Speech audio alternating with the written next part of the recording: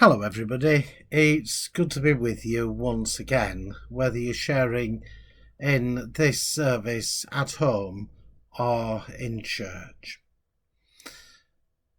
At the moment I'm doing the rounds of taking funeral services, and that normally involves me going and visiting a family in advance of the service.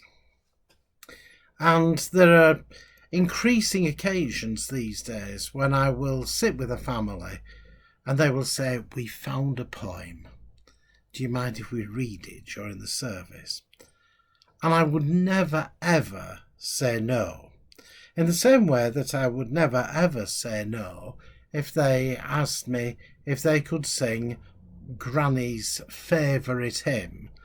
And I always sit there and think, I know what's coming now. It'll be All Things Bright and Beautiful once again. And invariably it is. And one of the poems that quite often gets read in funeral services is the poem by Claire Harner, which starts off, "Do not stand at my grave and weep." And when the poem starts off, I cringe. Particularly when you get to the last line of the poem, which says, "Do not stand at my grave and cry. I am not there. I did not die." And whilst I accept the sentiment, and I apologise if you love that poem, I'm not ridiculing it in any way. And to be honest, funerals are hard. And if there's something there that makes it easier for people, then I would never ever stand in the way. But death is painful. There's no two ways about it. That feeling of loss hurts, and there's something wrong if it doesn't. And I always feel, but I want to cry if somebody I love has died. I need to accept that they are gone. I need that period of mourning. And I think if we're not careful, what we can do is we can try to minimise the pain, make it feel better. And I'm not sure that that is the right approach. We need to feel the pain, we need to feel the loss, and we need to work through it. We come to the parables of Jesus, the two parables that he tells about loss. And it strikes me that as I read commentaries on those two parables, different commentators on the Bible do exactly the same. They say this isn't about loss. This is about being found. And jolly good for them. Yes, that is the critical message. But if we ignore the loss, we don't appreciate the being found. We were in Yorkshire during last week, and as you travel on the moorland roads, there are sheep wandering around. And I'm reminded that when I have been there in the springtime, particularly during the lambing season, the farmer will paint on a piece of wood and lean it up on the roadside, saying, "Lambs, slow down." And it breaks my heart when I see a small lamb at the side of the road that has clearly been hit by a car and is laid dead.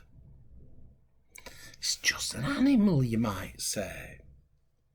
But these are not wild animals. These are the farmer's stock. They are there to earn money, and my goodness, making money as a sheep farmer is possibly tougher today than it has ever been. The money they get for fleeces is absolutely minimal, and the money they get for selling lamb is constantly being screwed down by the supermarket chains. Every lamb counts.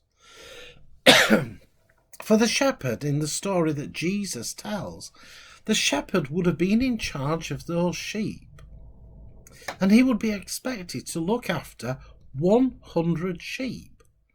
One missing is devastating, and it needs to be found. And we can imagine the feeling of loss of the shepherd when suddenly he finds that there's one missing. And the same goes for the woman with the coins. For a long time I used to just think, well, it's not particularly a big deal. You know, I thought of coins in the respect that the money that I used to take as a child and go and buy penny mix in the days when a penny would buy you more than one sweet. Just a coin. Why is that important?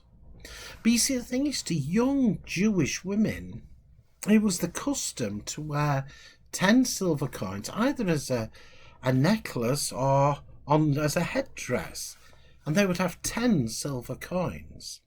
And again, a number of the commentators believe that it is one of those coins that had gone missing.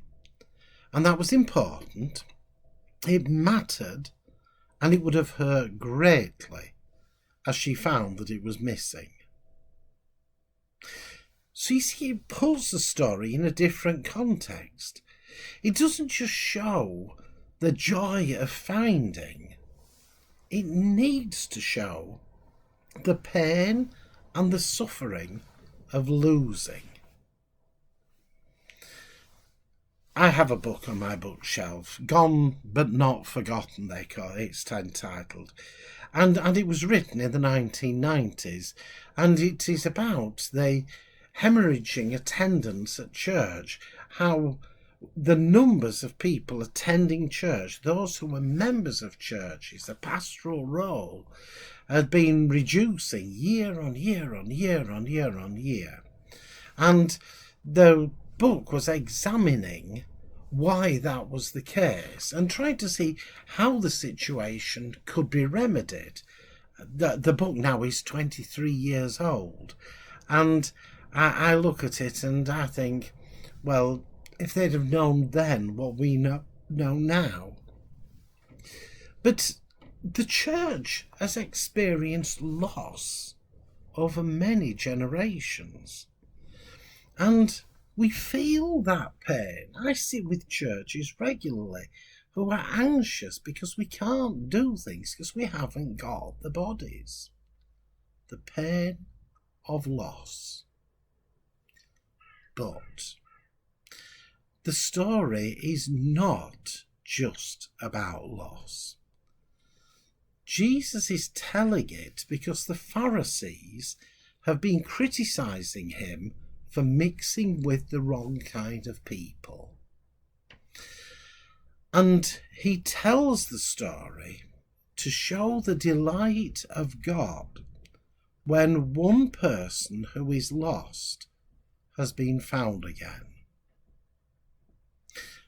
And I look today at church and the joy of finding new people.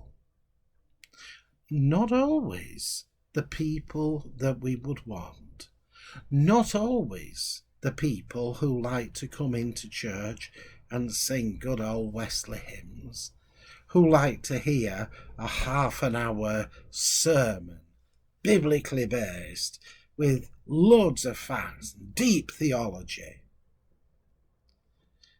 The church's future lies with searchers, and searchers are coming to try to understand how and why the Bible can make sense to them in their life, in their context, in this generation. There is a hymn in our hymn book, "Come, let us sing of a wonderful love, tender and true, out of the heart of the Father above, streaming to me and to you." And in the third verse, the words, Jesus is seeking the wanderers yet. Why do they roam? Love only waits to forgive and forget. Home, weary wanderer, home. You see, it's about coming back, or even coming for the first time. The joy of faith is still today, 2,000 years on, about seeking and saving the lost. We use the word evangelism. It's one of those words that conjures up images to people that are not always helpful. But the essence of it is seeking and saving the lost, the people who need God in their lives today. Let us do that as we serve him in all we do in church. Amen.